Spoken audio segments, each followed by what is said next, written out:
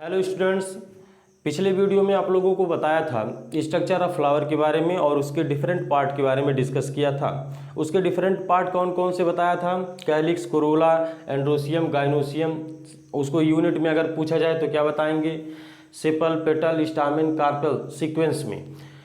आज जो है हम उस फ्लावर में कौन मेल पार्ट था और कौन फीमेल पार्ट था उसको बताए थे पिछले वीडियो में। तो आज मेल पार्ट के बारे में हम स्टडी करेंगे। मेल पार्ट कौन होता है? एंड्रोसियम होता है या फिर उसको कह लो stamen.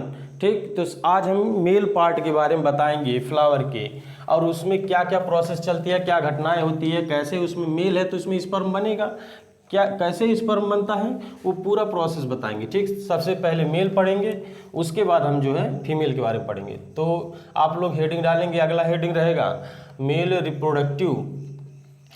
Reproductive organ of a flower. Male reproductive organ of a flower, flower का नर जननांग, ये हिंदी होती है। तो मेल रिप्रोडक्टिव ऑर्गन कौन था बताएंगे? एंड्रोसियम या फिर स्टामेन। स्टामेन क्या था? जैसे ये पूरा जो स्ट्रक्चर ऐसे देखे थे आप लोग उस पूरे फ्लावर में, यही स्टामेन था। ये कहाँ से आया है? जो पिछले वीडियो में डायग्राम बनवाए थे, ऐसा कुछ डायग्राम बनवाए थे, एक फ्लावर का जनरल डायग्राम ऐसा बनाए थे और बताए थे ये स्टाक है, ये थैलमस है, यहीं से निकला होता है कौन? कैलिक्स, फिर यहीं से निकला होता है कोरोला, फिर इसी में होता है कौन? स्टामेन। इसी को एंड्रोसियम या स्टामेन कहते हैं। यही मेल पार्ट था। ये क्या था? ये फीमेल पार्ट था। तो हम सबसे पहले मेल पार्ट के बारे में पढ़ेंगे, उसके बाद फीमेल पार्ट के बारे में पढ़ेंगे। इसमें क्या क्या घटनाएं घटती हैं, क्या प्रोसेस चलता है, कैसे इसमें स्पर्म का फॉर्मेशन होता है, पहले ये पूरी बातें जो हैं इसमें हम सीखेंगे। तो हेडिंग डालना था क्या? Male reproductive organ of a flower. और पूछा जाएगा मेल रिप्रोडक्टिव ऑर्गन क्या होता है फ्लावर का, तो हम क्या बताएंगे? एंड्रोसियम बताएंगे या फिर स्टामेन बताएंगे। तो ऐसा समझो, ये जो यहाँ पे ये जो एंड्रोसियम है या स्टामेन है, इसको यहाँ से हमने क्या किया? ऐसे तोड़ लिया, तोड़ करके इसको हम यहाँ पे रख दिए। अब इसके बारे में हम देखते हैं कि स्टामेन कितने पार्ट से मिलकर बने होते हैं। ठीक, देखो यहाँ पे एक स्टामेन है, यहाँ पे हम क्या लिखें? स्टामेन लिखें, एंड्रोसियम न लिखें। क्यों? क्योंकि स्टामेन जो होता है सिंगल के लिए यूज किया जाता है। जब ग्रुप में रहेगा स्टामेन तो उसको हम क्या बोलेंगे? एंड्रोसियम बोलेंगे। लेकिन यहाँ पे सिंगल है तो इस नाते इसको हम क्या लिखते हैं? स्टामेन। ठीक, ये मेल, यही मेल है, ये नर है, और इसी के बारे में बताएंगे। पूछा जाता है स्टामेन जो होता है वो कितने पार्ट से मिलकर बना होता है, तो हम बताएंगे 2 पार्ट से मिलकर बना होता है स्टामेन।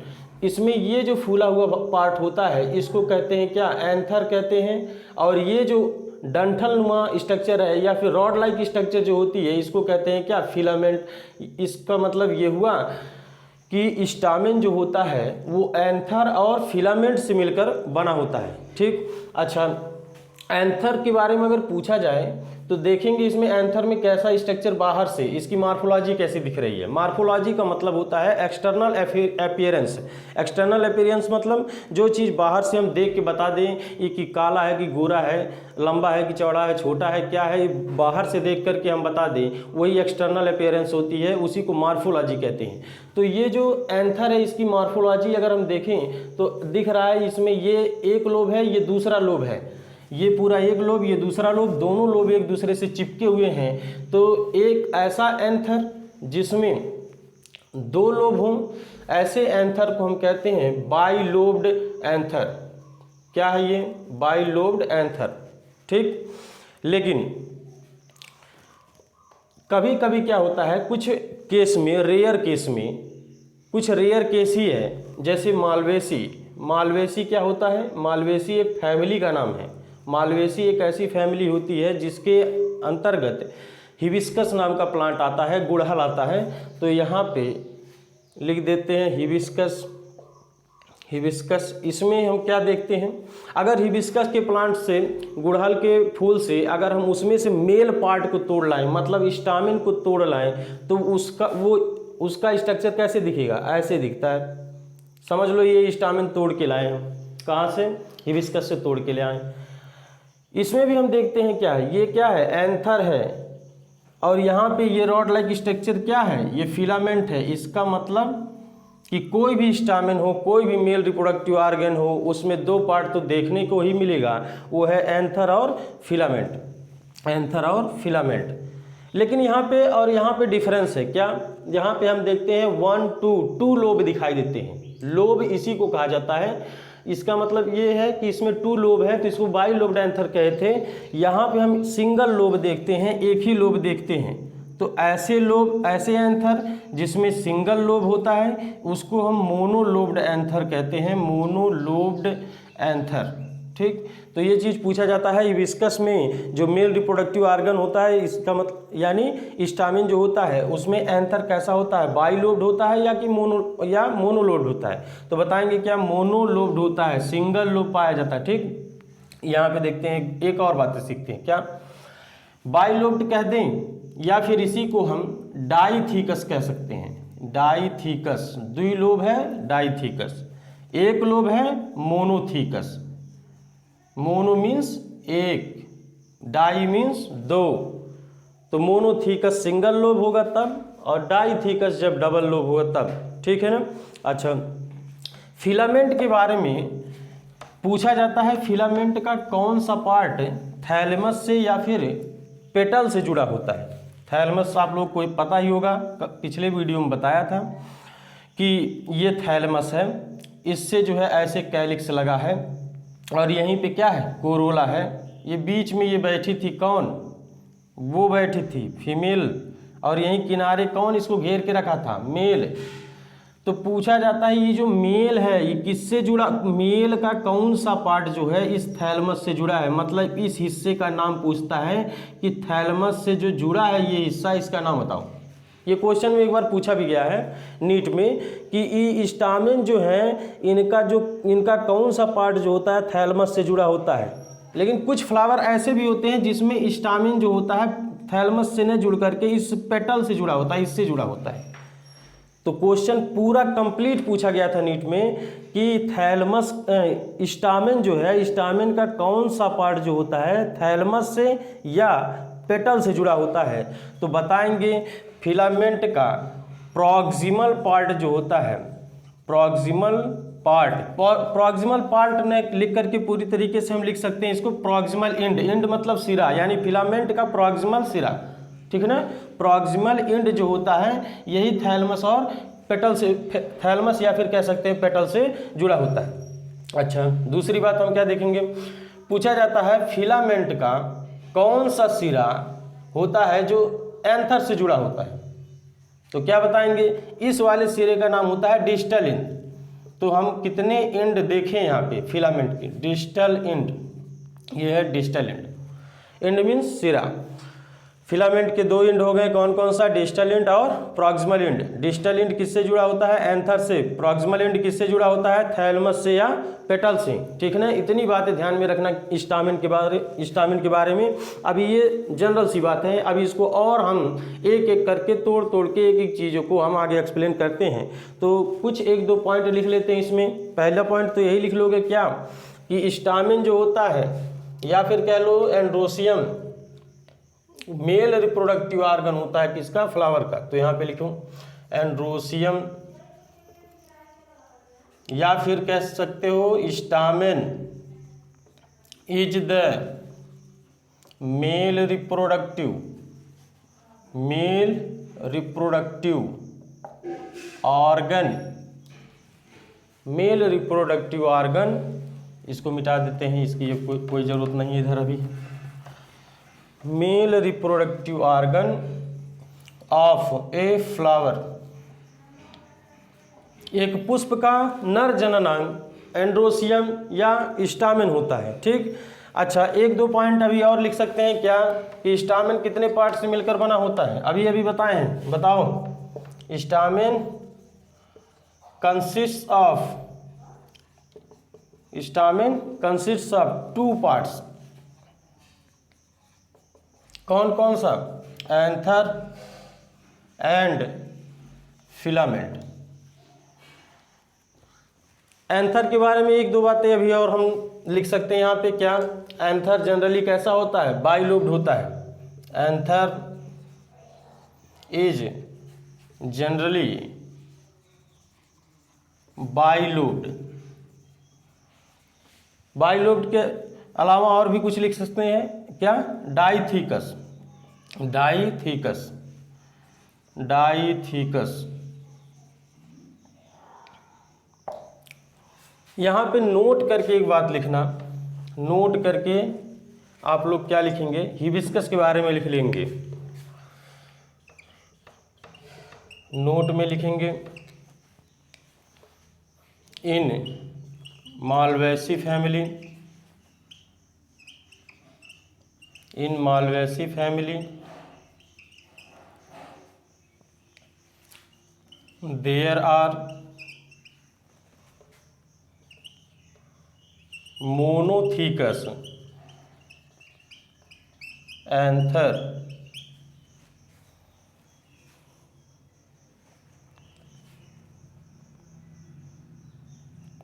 प्रेजेंट। ठीक, इसको नोट में लिख लेंगे। अगला हेडिंग आप लोग डालेंगे TS of anther. TS of anther क्या होता है? एग्जाम पे, एग्जाम में बहुत पूछा जाता है कि टीएस ऑफ एंथर क्या होता है। टीएस का मतलब क्या होता है? Transverse section. ट्रांसवर्स सेक्शन क्या होता है इसको पहले देख लेते हैं, समझ लो। ऐसे जैसे मार्कर है, इस मार्कर में कह दिया जाए कि इसका टीएस हमको दिखाओ, इसको टीएस करके दिखाओ। टीएस का मतलब होता है ट्रांसवर्स सेक्शन। हिंदी में इसको अनुप्रस्थ काट या क्षैतिज काट कहते हैं। तो टीएस का मतलब होता है इसको साइड से ऐसे कट करना, रेजर से इसको कट करके इसके पार्ट को हटा के फिर इसको सामने से देखना, इस वाले पार्ट की स्टडी करना, ये कहलाता है टीएस। या अच्छा, एक होता है एलियस, एक होता है एलियस। एलियस का मतलब होता है लॉन्गिट्यूडनल सेक्शन। लॉन्गिट्यूडनल सेक्शन का मतलब क्या है? इस पूरी बॉडी को हम ऊपर से नीचे पूरी लंबाई में कट करके हम इसके इंटरनल पार्ट की स्टडी करते हैं। तो ये हो गया एलियस। तो टीएस और एलियस यहाँ पे पूछ, लेकिन यहाँ पे एंथर में केवल टीएस पूछता है, एलियस नहीं पूछता। तो जैसे यहाँ पे क्या है बताए थे एंथर के बारे में, ये क्या है? बाइलोब्ड एंथर है और यहाँ पे फिलामेंट ऐसे लगा हुआ है। कह देगा कि एंथर का टीएस दिखाओ, तो क्या करेंगे? ऐसे साइड से इसको कट करेंगे। कट करने के बाद ये ऊपर वाला ढक्कन हटाओ, इसको हटा देते हैं। अब इसको ये वाली पार्ट जो होती है इसी की स्टडी की जाती है, इसको देखा जाता है इसमें कौन कौन लोग हैं, बाहर कौन है, अंदर कौन है। ठीक, यही सब इसी की स्टडी की जाती है। तो एग्जाम में केवल टीएस ऑफ एंथर पूछ लेता है, तो आप लोग केवल जनरल सा डायग्राम बनाएंगे और कुछ और लेबलिंग कर देंगे, बस इतना ही करना रहता है। तो इसको ऊपर वाले मैटर को मिटाते हैं और फिर इसको बताते हैं क्या है।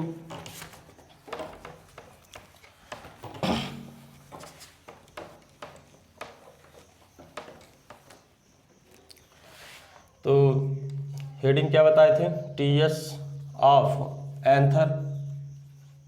एंथर को हिंदी में क्या कहते हैं? परागकोश। परागकोश के अनुप्रस्थ काट का सचित्र चित्र बनाइए। उसमें वर्णन करने के लिए नहीं पूछता है, केवल डायग्राम बनाने के लिए बोलता है। और लेबलिंग करने के लिए नामांकित चित्र बनाइए।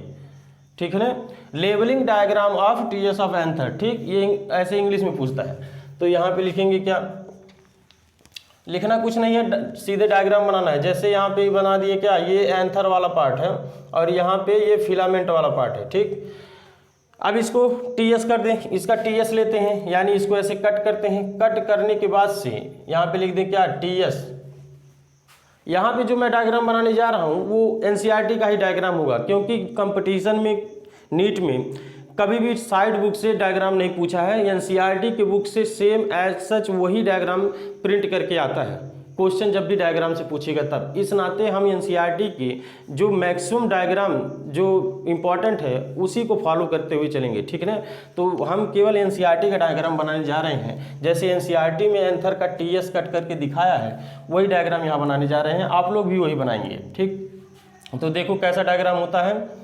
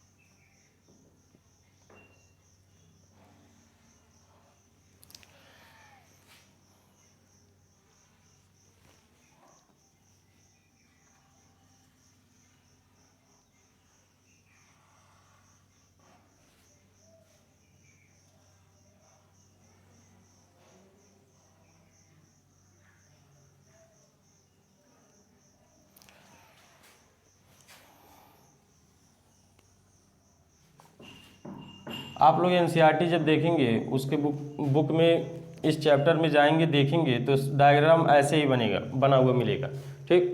और यहाँ पे देखो ये नीचे जो ऐसे डंठल दिखा रहे हैं रॉड लाइक स्ट्रक्चर, ये क्या है, ये फिलामेंट है। ये एक लोब है, सिंगल लोब, ये दूसरा वाला लोब। जैसे यहाँ पे ये वाला लोब क्या है, इसको ये वाला लोब क्या है, यहाँ पे है, ठीक। इसको हम क्या किए हैं, टीएस काटे हैं, तब जाकर के ये ऐसे दिख रहा है। कैसे देखना ध्यान से, इसको अगर हम यहाँ से कट कर दें ऐसे, टीएस का मतलब हो तो इसको साइड से कट करके ये ऊपर वाला ढक्कन हटा देना। अब इसको पकड़ के सामने से देखना, तो इसको पकड़ के सामने से देखेंगे तो सामने से ऐसे दिख रहा है, ठीक। अच्छा, इसमें हम कह दें ये एक लोब है, ये दूसरा लोब है। ये लोब ये अंदर से खोखला है जैसे ये, वैसे ये पूरी तरीके से ऊपर से नीचे तक खोखला होता है। ऐसे ये दूसरा वाला लोब है, ये ऊपर से नीचे तक जैसे ये खोखला है, वैसे ये पूरी तरीके से ऊपर से नीचे तक खोखला होता है। ये किनारे किनारे जो ये दिख रहा है, ये इसकी दीवार को दिखा रहा है, ठीक ना। ये चीज़ इसकी दीवार को रिप्रेजेंट कर रहा है, ठीक। अच्छा, इसमें हम देखते क्या है, छोटे छोटे पार्टिकल्स ऐसे भरे पड़े होते हैं हर एक थैली में। इसमें टोटल 4 थैलियाँ देखने को मिलता है या फिर 4 चैम्बर देखने को मिलता है। जैसे कितने चैम्बर है देखना, ये जो एक लोब है, ये बीच का पार्टीशन है, इधर एक लोब हो गया और इसी पार्टीशन के इधर दूसरा लोब हो गया। तो इस पार्टीशन के इधर जो एक लोब है उसमें 2 चैम्बर देखने को मिल रहे हैं, 2 कमरे दिखाई दे रहे हैं, या फिर कह लो 2 थैलियाँ दिखाई देने को मिल रहा है। कौन कौन सी, एक इतने एरिया में जो थैली है यहाँ से ऊपर से नीचे तक वो, और एक इतने में जो है वो, यानी टोटल एक लोब में 2 थैली है, 2 चैम्बर है, और दूसरे वाले में भी 2 हैं। तो टोटल कितने चैम्बर हो गए, 4 चैम्बर। और हर एक थैली में, हर एक चैम्बर में ऐसे छोटे छोटे पार्टिकल्स भरे होते हैं जिसको हम कहते हैं पॉलन ग्रेन्स। पॉलन ग्रेन्स, इन्हीं को पॉलन ग्रेन्स कहा जाता है। ढेर सारे पॉलन ग्रेन्स जो होते हैं ऐसे पूरे डब्बे में, ऐसे समझो 2 डब्बा हो, 4 डब्बे हो, समझ लो 4 डब्बों को, 2 डब्बा इधर और इसके पीछे वाला, इसे 4 डब्बों को ऐसे जोड़ दिया गया हो और उन सब में भर दिया गया है क्या, पॉलन ग्रेन्स, ठीक। जैसे ये डब्बा है, इसमें ढेर सारे ऐसे मटर के दाने भर दिए गए हों, तो जो मटर का दाना है वो पॉलन ग्रेन है। और ये जो खाली जगह है जिसमें भरा गया है, इसका नाम होता है पॉलन सैक। इसको कहते हैं पॉलन सैक। सैक मीन्स थैली, कोई डब्बा, कोई खाली जगह है। इस नाते चूंकि उसमें पॉलन भरा है, पॉलन ग्रेन, इस नाते इसका नाम रख दिया गया है पॉलन सैक। ऐसा सैक जिसमें पॉलन ग्रेन भरा हो है क्या है, पॉलन सैक, ठीक। लेकिन एक बात, आप लोग डायग्राम जो है यही बना के आएंगे, यहाँ पे कंप्लीट ऐसे ये एंथर दिखाएंगे, यहाँ पे टीएस लिखेंगे और पूरा ये डायग्राम बना के चले आएंगे और लेबलिंग कर देंगे। लेबलिंग करने का मतलब इनका नाम रखना, ये क्या था, ये फिलामेंट था, तो यहाँ फिलामेंट लिख देंगे। यहाँ पे ऊपर से नीचे ऐसे इस साइड से देखेंगे ऐसे किनारे से, तो लगेगा पूरा एक ग्रूव बना है। ग्रूव मतलब खाँच, ठीक है, ग्रूव मतलब खाँच होता है। ये पूरा यहाँ से यहाँ तक पतली दीवार होती है यहाँ पे, इसको कहा जाता है line of dehiscence. Line of dehiscence क्या होता है, इसका मतलब क्या होता है, डेहिसेंस का मतलब होता है फट जाना, रैप्चर कर जाना। तो ऐसी लाइन जहाँ से ये फट जाए, कौन, एंथर। तो एंथर जब भी मैच्योर होगा और इसको फटना होगा, एक समय आएगा जब ये फट जाएगा, रैप्चर कर जाएगा। तो जब भी रैप्चर करेगा तो इसी पतली दीवार से रैप्चर करता है और सारे पॉलन ग्रेन्स निकल करके हवा में मिल जाते हैं, हवा के साथ बहने लगते हैं, उड़ने लगते हैं, ठीक। अच्छा, यहाँ पे भी ऐसे पतला सा दीवार होता है। ये दीवार तो मोटी है, यहाँ से नहीं फट सकता, तो यहाँ किनारे जो होती है पतली सी दीवार जो होती है, इसको भी कहते हैं क्या, लाइन ऑफ डेहिसेंस, यानी वह लाइन जहाँ से ये रैप्चर कर जाए। तो जब ये एक समय था, यंग था, तो ये पूरी तरीके से मॉइस्चर था, नमी था इसमें, ये लचीला था, ये नहीं फट सकता था। लेकिन सनलाइट के प्रेजेंस में ये धीरे धीरे सूखता गया। कौन, ये लाइन ऑफ डेहिसेंस, दीवार, यहाँ अंदर की दीवार वो सूखती गई। और सूखने के बाद एक समय आया जब ये पूरी तरीके से मैच्योर हो गया था, तो ये चटक गया, रैप्चर हो गया और सारे पॉलन ग्रेन्स निकल करके हवा में मिल गए, हवा के साथ उड़ने लगे, ठीक। ये पूरा डायग्राम बना करके ऐसे इसकी लेबलिंग करके दिखा देना। अब ये हम देखते हैं कि क्या जब ये शुरू शुरू में एंथर बन रहा होगा एक कली अवस्था में, एक बड स्टेज में, जब ये पूरी तरीके से एंथर या स्टामेन बन रहा था, अभी नादान था, तो क्या शुरुआत अवस्था में ही ये पॉलन सैक यहाँ पे थे, वो चैम्बर था, वो जगह था, या फिर पॉलन ग्रेन्स में थे? तो बताएंगे नहीं, शुरुआत में यहाँ पे कोई, जब ये एंथर यंग था तो इसमें कहीं भी पॉलन ग्रेन नहीं था, कहीं पॉलन सैक नहीं था। इसका मतलब धीरे धीरे समय बीतता गया होगा, तब इसमें खाली जगह पॉलन सैक बना होगा, ये पूरा ऊपर से नीचे तक खोखला हुआ होगा, तब इसमें पॉलन ग्रेन्स भरे होंगे। ठीक, ऐसे कोई घटना घटी होगी, तब जाके हम देखते हैं टोटल 4 पॉलन सैक हैं और हर पॉलन सैक में पॉलन ग्रेन भरे पड़े हैं। बात समझ में आ रहा है? इसको मिटा रहे हैं, फिर उसके बाद बताते हैं। देखो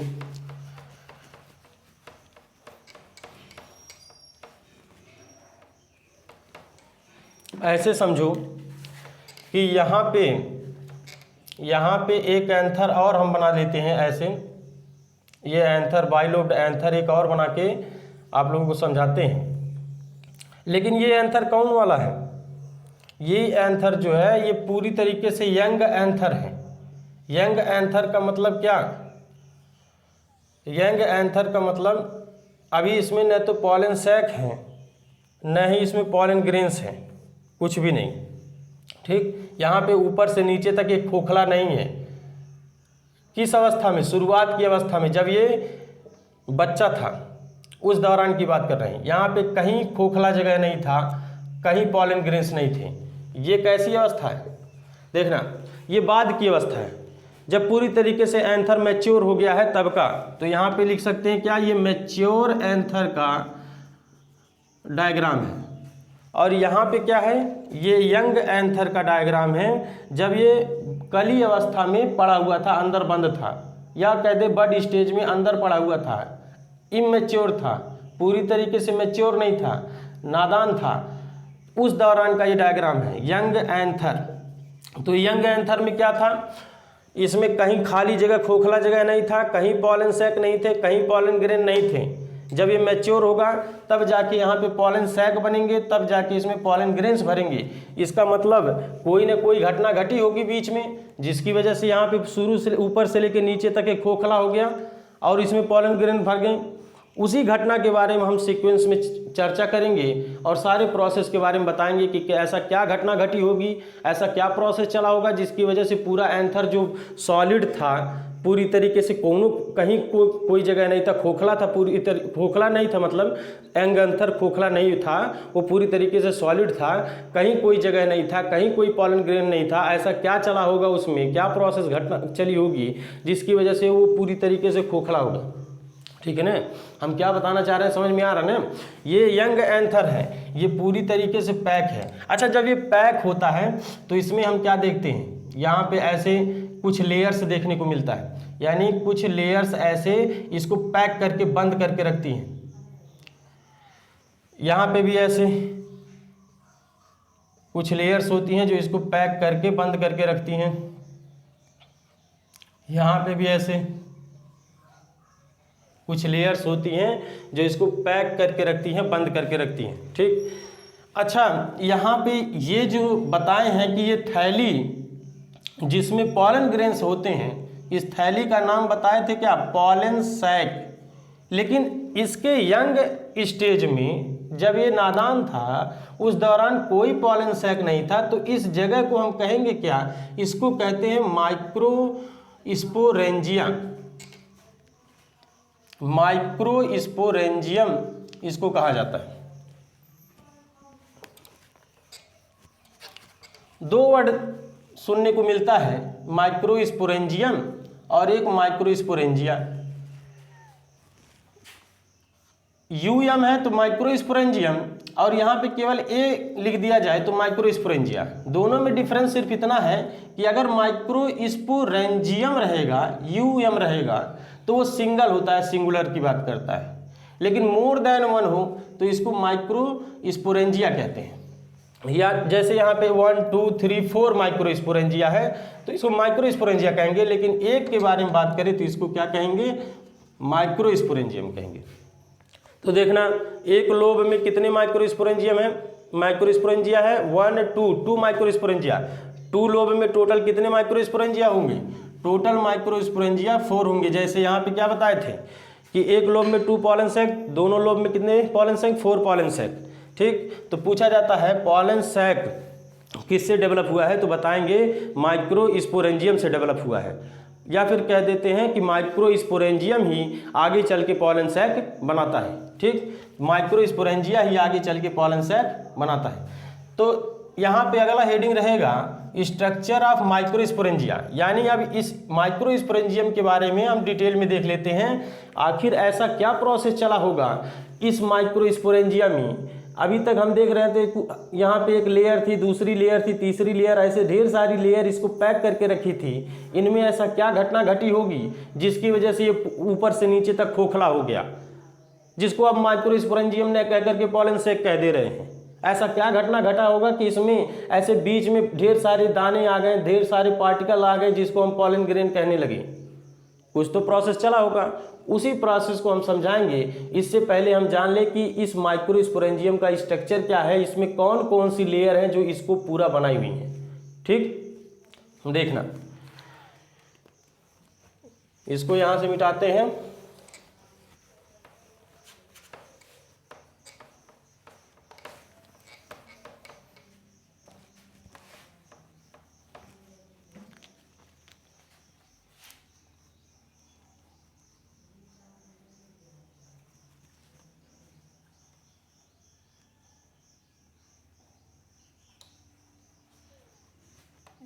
ये पूरी तरीके से लेयर से घिरा था ऐसे, यहाँ पे भी ऐसे लेयर्स थे, यहाँ पे भी ऐसे लेयर्स था।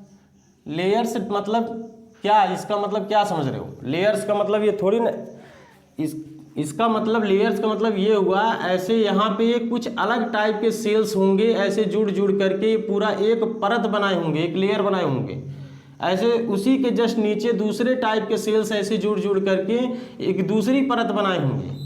ऐसे उसके नीचे ऐसे तीसरी टाइप की सेल्स ऐसे जुड़ जुड़ करके तीसरी थर्ड टाइप की लेयर बनाए होंगे। ऐसे बीच में ढेर सारे अलग टाइप के सेल्स होंगे, ग्रुप में अरेंज होकर के यहाँ पे टिश्यू बनाए होंगे। तो ये सब सेल्स ऐसे पूरी तरीके से कम्पैक्टली अरेंज्ड होते हैं, एक दूसरे से ऐसे चिपके रहते हैं, और यहाँ कोई जगह नहीं रहता, कोई खोखला जगह नहीं रहता। तो इसमें कौन कौन से टाइप्स के लेयर्स हैं उसी के बारे में देखेंगे। तो हेडिंग रहेगा स्ट्रक्चर ऑफ माइक्रोस्पोरेंजिया। माइक्रोस्पोरेंजियम लिखते हैं क्योंकि एक के बारे में भी देखने जा रहे हैं। ठीक, अब ध्यान से सुनना, यहाँ पे जैसे मार्कर हम चला रहे हैं, यहाँ से लेके ऐसे इतना हिस्सा जहाँ पे मार्कर हम जैसे चला रहे हैं, इसके अंदर कौन कौन से 4 माइक्रोस्पोरेंजिया 1 2 3 4 इतना एरिया जो है ऐसे उतार लेते हैं यहाँ साइड में, जैसे ये है यहाँ पे उतार लेते हैं। देखना ऐसे कैसे तुम लोग, अगर ये भी एग्जाम में पूछा जाता है माइक्रोस्पोरेंजिया का स्ट्रक्चर बनाकर लेबलिंग करें, तो जो डायग्राम यहाँ पे हम बनाने जा रहे हैं वही बनाओगे, एग्जाम में वही बना के आओगे। तो ये क्या है, ये पूरा पार्ट, ये यही वाला एरिया, इतना हिस्सा हम क्या किए हैं, जहाँ जहाँ मार्कर चला रहे हैं इतना हिस्सा हम क्या किए हैं, इसको ऐसे समझ लो, ऐसे कट करके ये पूरा हिस्सा प्लेट जो है उठा करके यहाँ पे रख दिए हैं। और ये जो है माइक्रोस्पोरेंजिया है, यहाँ पे भी माइक्रोस्पोरेंजिया है। ऐसे टोटल कितने माइक्रोस्पोरेंजिया, 4 माइक्रोस्पोरेंजिया। पूछा जाता है 1 लोब में कितने माइक्रोस्पोरेंजिया, क्या बताएंगे 2 माइक्रोस्पोरेंजिया। 2 लोब में कितने माइक्रोस्पोरेंजिया, तो क्या बताएंगे 4 माइक्रोस्पोरेंजिया। ठीक, इतने पार्ट को ऐसे समझ लो, ऐसे कट करके टीएस इसका भी काट लिए हैं और इसको एक पतली सी डिस्क शेप के स्ट्रक्चर को यहाँ चिपका दिए हैं, वही सेम चीज़ है। अब यहीं से चीज़ें हम बताएंगे, आप लोग डायग्राम यहीं से बनाएंगे, ठीक है ना। ऐसे एरो दिखाते हैं, आगे हम डायग्राम को और बढ़िया दिखाते हैं। देखना क्या है, ये माइक्रोस्पोरेंजिया सबका स्ट्रक्चर, सबका अरेंजमेंट एक जैसा होता है। ऐसा नहीं कि इसका स्ट्रक्चर, इसका अरेंजमेंट अलग होगा, इसमें दूसरी लेयर है तो इसमें दूसरी लेयर है, ऐसा नहीं है। जो स्ट्रक्चर जैसा इतने माइक्रोस्पोरेंजिया का होगा वही स्ट्रक्चर इसका भी होगा, वही इसका भी होगा, वही इसका भी होगा, यानी चारों का स्ट्रक्चर जो होगा, अरेंजमेंट जो होगा एक जैसा होगा। तो हम एक माइक्रोस्पोरेंजिया जो है उसके बारे में पढ़ लेते हैं, तो समझ जाना चारों का भी अरेंजमेंट वैसे ही होगा, चारों का स्ट्रक्चर वैसे होगा। तो देखो यहाँ पे एक माइक्रोस्पोरेंजिया है, इसको हम क्या कर रहे हैं, इस वाले लेयर्स को, ये जो बाहर लेयर दिख रही है ये वाला, इस वाले लेयर को हम यहाँ बना रहे हैं। देखना ऐसे ही तुम लोग डायग्राम बना के आओगे।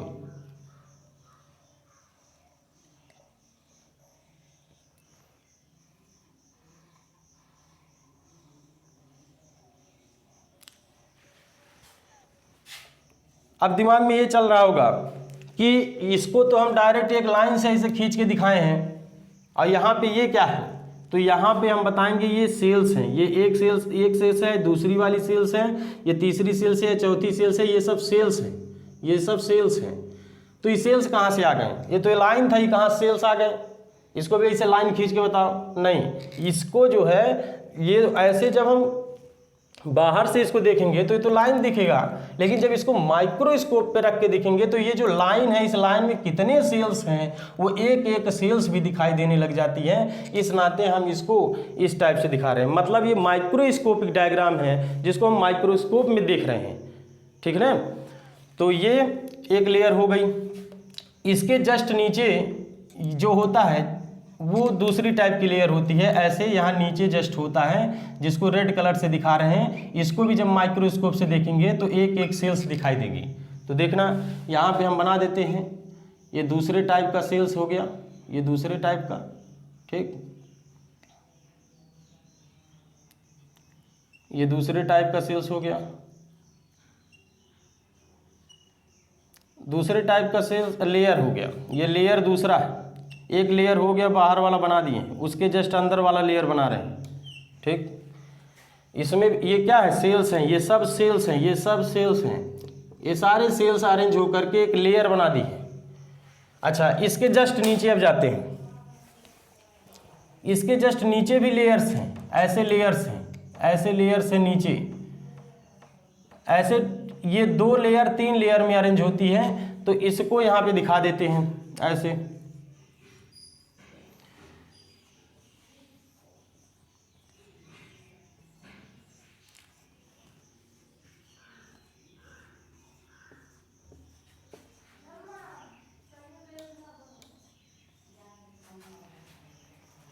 अच्छा, फिर इसके नीचे जो होता है दूसरी स्पेशल टाइप की लेयर पाई जाती है। ऐसे टोटल कितने टाइप के लेयर हम देखें, ये बाहर वाला एक, फिर इसके अंदर वाला दूसरा वाला, फिर इसके बाद ये 2 लेयर में था ये तीसरा वाला, फिर इसके बाद से ये चौथा वाला, टोटल 4 टाइप के लेयर हम देख रहे हैं। तो 1 2 3, ये दोनों जो लेयर है एक ही टाइप का है, ये जनरली 2 या 3 लेयर में पाया जाता है, ये सिंगल लेयर में होते हैं, ये भी सिंगल लेयर में होते हैं। तो इसमें अभी तक 3 लेयर देख रहे हैं, चौथा लेयर ये जो है इसको बनाने जा रहे हैं, देखना ये 4th वाला लेयर है।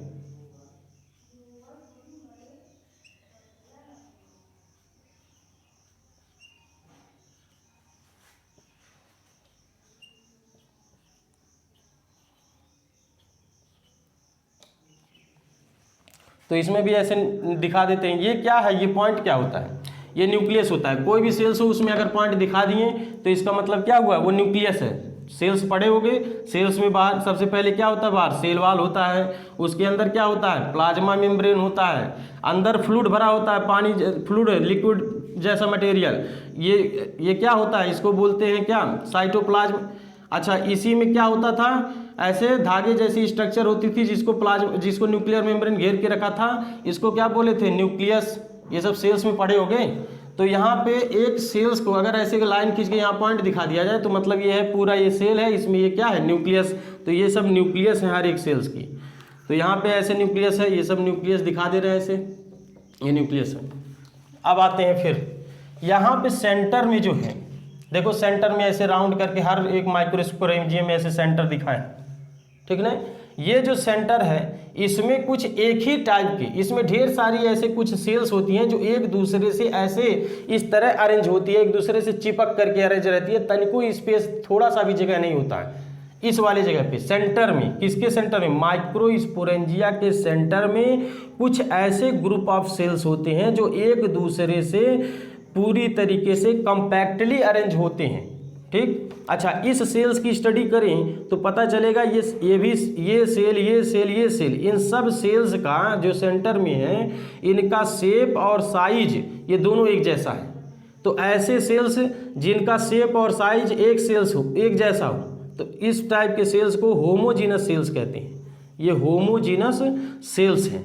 और होमोजीनस सेल्स कहाँ प्रेजेंट है, माइक्रोस्पोरेंजिया के सेंटर में, माइक्रोस्पोरेंजिया के सेंटर में, माइक्रोस्पोरेंजिया के सेंटर में यहाँ पे कुछ ग्रुप ऑफ सेल्स होते हैं, ग्रुप ऑफ सेल्स जिसको होमोजीनस सेल्स कहा जाता है। अब सुनना, आप लोग पढ़े होंगे टिश्यू क्या होता है। सेल्स जो होते हैं यही आगे चल करके ग्रुप में अरेंज हो जाए तो क्या कहलाएंगे, टिश्यू। यानी टिश्यू का डिफिनीशन क्या है, ग्रुप ऑफ सेल्स, यानी ढेर सारी सेल्स इकट्ठी हो जाएं तो उसको टिश्यू कहने लगते हैं। तो यहाँ जो सेंटर में ढेर सारी सेल्स हैं ये होमोजीनस सेल्स हैं। इसको होमोजीनस क्यों कहें, क्योंकि ये सब एक जैसे सेल्स हैं, एक जैसे शेप और साइज में। तो group of homogeneous cells is known as, इसका नाम दे देते हैं, क्या नाम दे देते हैं, स्पोरोजीनस टिश्यू। ये क्वेश्चन पूछा गया है एक बार, अभी हम बताते हैं कौन सा क्वेश्चन आया था कंपटीशन में, ठीक है ना। क्या बताएं कि माइक्रोस्पोरेंजिया के सेंटर में ग्रुप ऑफ होमोजीनस सेल्स होते हैं जिसको क्या कहते हैं, स्पोरोजीनस टिश्यू। तो इसका मतलब माइक्रोस्पोरेंजिया के सेंटर में कौन है, ये सब, ये स्पोरोजीनस टिश्यू है। यहाँ माइक्रोस्पोरेंजिया के सेंटर में कौन है, स्पोरोजीनस टिश्यू है। क्वेश्चन पूछा जाएगा स्पोरोजीनस टिश्यू होमोजीनस होता है कि हेट्रोजीनस, तो क्या बताएंगे, होमोजीनस होता है। होमोजीनस का मतलब क्या है, इसमें सारी सेल्स का शेप और साइज जो होता है एक जैसा होगा। अब group of homogeneous cells is known as sporogenous tissue. Sporogenous tissue is present in the centre of each microsporangia, each microsporangium. यहाँ देखना ये भी क्या है, ये माइक्रोस्पोरेंजिया का सेंटर है, तो यहाँ पे ऐसे ग्रुप ऑफ होमोजीनस सेल्स होंगे जिसको हम क्या कहेंगे, स्पोरोजीनस टिश्यू। तो हमने कितना लेयर बनाया यहाँ पे, देखो 4 लेयर बना के दिखा दिए। कौन कौन सा, ये बाहर वाला, फिर इसके नीचे वाला, फिर इसके नीचे वाला, इसके नीचे, टोटल हो गए 4 लेयर। अब बचा सेंटर में जो है उसका, यानी स्पोरोजीनस टिश्यू के बारे में जो है यहाँ पे दिखाना है। तो ऐसे यहाँ सेंटर में हम स्पोरोजीनस टिश्यू दिखा देते हैं। क्योंकि इन दो सेल के बीच में स्पेस है, ये स्पेस नहीं रहता है, ये पूरी तरीके से ऐसे कम्पैक्टली अरेंज जो होते हैं, एक दूसरे से चिपके रहते हैं, थोड़ा सा भी स्पेस नहीं देखने को मिलता है। और यहाँ पे कुछ सेल्स मैं बड़ा और छोटा बना रहा हूँ, ये भी नहीं होता, सारे सेल्स एक ही शेप और साइज के होते हैं। इस नाते इसको क्या कहते हैं, इस होमोजीनस सेल्स। ठीक, तो होमोजीनस सेल्स को जब ढेर सारे सेल्स एक जगह पे इकट्ठे हो जाते हैं और कोई एक काम को अंजाम देने लगते हैं, सारे सेल्स मिलकर कोई एक ही काम करने लगें, तो उसको हम ग्रुप ऑफ सेल्स को हम टिश्यू कहने लगते हैं। तो ये क्या है, स्पोरोजीनस टिश्यू है। और ये जो बना रहे हैं इसमें ढेर सारी सेल्स है। ये डायग्राम ऐसे बना के आओगे, कोई वहाँ पे ऐसे नाप तोल के नहीं तैयार किया जाता है, मतलब उसको राउंड करके एक जैसा हर बना पाना हाथ से ठीक नहीं है, मतलब हो नहीं पाएगा जनरली। इस नाते आप लोग ऐसे छोटा बड़ा हो जाएगा, कोई दिक्कत नहीं है, जब भी डायग्राम बनाएंगे तो ऐसे बना लेना। ये जो सबसे सेंटर वाला है क्या है, होमोजीनस टिश्यू है। तो देखना कौन कौन से लेयर पड़े, यहाँ पे ये वाली लेयर, बाहर वाली, फिर उसके अंदर वाली लेयर, फिर उसके अंदर, फिर इसके अंदर, फिर ये सबसे सेंटर में होमोजीनस टिश्यू के बारे में दिखा दिया। केवल इतना डायग्राम दिखा रहे हैं वहाँ पे, कौन सा, ये ऐसे समझो, इसको पकड़ करके ऐसे ले आओ, यहाँ रख दो, एक जैसे दिखेंगे। ठीक, ये नीचे वाला पोर्शन जो मिटा दी इसको थोड़ी ना दिखाएं, इसको भी दिखाते तो ये पूरा सर्कल दिखता है, ऐसे पूरा ऐसे गोल स्ट्रक्चर दिखता है। लेकिन हम क्या कर रहे हैं, केवल इतना पार्ट जैसे यहाँ दिखाए हैं ना, यही चीज केवल दिखा रहे हैं। तो इसमें क्या क्या होता है, एक एक लेयर का नाम तो देखते हैं। ये जो बाहर वाली लेयर होती है, यानी ये वाली लेयर, इसको कहते हैं एपिडर्मिस। तो यहाँ पे लेबलिंग अब करने जा रहे हैं, देखना क्या है, ये है एपिडर्मिस। फिर इसके जस्ट नीचे कौन सी लेयर होती है, यानी ये वाली लेयर, इसको कहेंगे क्या, इंडोथीसियम। इंडोथीसियम, एपिडर्मिस, इंडोथीसियम। और ये जो दोनों लेयर होती है, 2 लेयर 3 लेयर में ऐसी कभी कभी होती हैं, तो इनको कहा जाता है क्या, इनको कहा जाता है मिडिल लेयर। ये है मिडिल लेयर, यानी कि यहाँ पे एपिडर्मिस, इंडोथीसियम, ये क्या है, मिडिल लेयर। फिर उसके बाद से ये क्या है, टैपिटम। टैपिटम क्या क्या बताएं, epidermis, endothecium, middle layer, tapetum.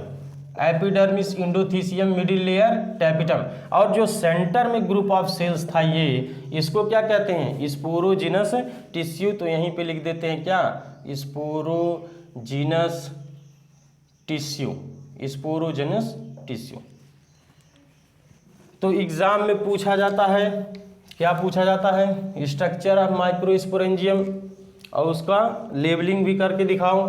तो आप लोग जो कंप्लीट डायग्राम बनाएंगे कुछ ऐसा बनाएंगे। ये सब एनसीईआरटी का डायग्राम बना रहे हैं तुम लोग, और एनसीईआरटी का डायग्राम बहुत इंपॉर्टेंट होता है, ठीक है। उसी से क्वेश्चन पूछे जाते हैं, साइड बुक से नहीं। तो ये ऐसे एरो दिखाना और ये डायग्राम बना लेना और सबकी सारे लेयर्स की लेबलिंग कर लेना। तो क्वेश्चन क्या है देखना, पूछा जाता है माइक्रोस्पोरेंजियम। माइक्रोस्पोरेंजियम में टोटल कितनी लेयर्स होती हैं, तो बताएंगे 4 लेयर्स। कौन कौन सी, epidermis, endothecium, middle layer, tapetum, और सेंटर में कौन होता है, स्पोरोजिनस टिश्यू। स्पोरोजिनस टिश्यू क्या है, तो बताओगे ग्रुप ऑफ होमोजिनस सेल्स होती हैं, ठीक, ये कंपैक्टली अरेंज्ड होती हैं। अब आगे की कहानी क्या है कि स्पोरोजिनस टिश्यूज आगे चल करके क्या बनाएगा, पॉलन ग्रेन्स कैसे बनाएंगे। मतलब यहाँ पे सेंटर में एक बार देखे थे ना कि ये पूरी तरीके से खोखला था, ये गल गया था पूरी लेयर, यानी ये लेयर एक समय आएगा जब ये मैच्योर होगा एंथर, तो ये गल जाएगा और सेंटर में क्या बन जाएंगे, पॉलन ग्रेन्स बन जाएंगे। यहाँ पे भी ऐसे किनारे किनारे की लेयर गल जाएंगी और यहाँ बन जाएगा क्या, पॉलन ग्रेन्स भर जाएगा इस खोखले जगह पे। यहाँ पे भी ऐसे पूरी तरीके से एक समय आएगा जब धीरे धीरे बड़ा होगा, मैच्योर होगा, तो ये धीरे धीरे यहाँ की लेयर गल जाएंगी और ये हो जाएगा ऊपर से नीचे तक कैसा, खोखला हो जाएगा। ऐसे पूरा बताए थे, तो खोखला हो जाएगा और पूरा अंदर पॉलन ग्रेन्स भर जाएंगे। इसका मतलब इसके अंदर जो कुछ भी लेयर हैं, यही इन्हीं लेयर में कोई न कोई प्रोसेस, कोई न कोई घटना चलती होगी जिसकी वजह से ये ऊपर से नीचे तक खोखला हो जाते हैं और अंदर जो है पॉलन ग्रेन्स भर जाते हैं। तो इन्हीं लेयर्स में वो क्या प्रोसेस चलती है, ऐसे क्या घटनाएं घटती हैं जिससे ये आगे चल के पॉलन ग्रेन बना रही हैं और यहाँ पे ऊपर से नीचे तक खोखला हो जा रही हैं, वही चीज़ जो है हम एक्सप्लेन करेंगे। तो आज के लिए बस इतना ही। बाकी प्रोसेस यानी अगला जो हेडिंग होगा हम लोग का कि पॉलन ग्रेन्स का फॉर्मेशन क्या है उसके बारे में बताएंगे, जिसको इंग्लिश में कहा जाता है माइक्रोस्पोरोजेनेसिस, ठीक है, लघु बीजाणु जनन हिंदी में बोलते हैं। उसके बारे में हम अगले वीडियो में एक्सप्लेन करेंगे। ये पूरा रट लेना, डायग्राम बना लेना।